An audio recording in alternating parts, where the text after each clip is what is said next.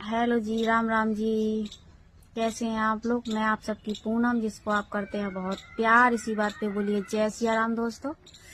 और मैं नहा के आ चुकी हूँ ऊपर। थोड़ा सा धूप निकला है, हल्का हल्का सा, और बाल भी धुला था तो सोची थोड़ा बाल सुखा लेती हूँ।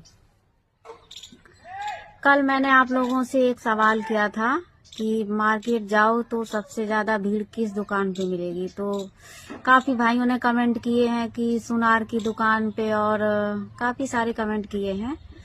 तो मैं आपको बताती हूँ कि सबसे ज्यादा भीड़ किस दुकान पे मिलेगी।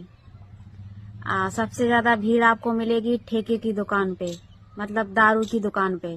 सर्दी हो चाहे गर्मी हो, ठेके पे हमेशा भीड़ रहती है। ठेका कभी खाली नहीं रहता है, उस पे हमेशा भीड़ लगेगी। आप नोटिस करना, फिर मुझे बताना। ओके।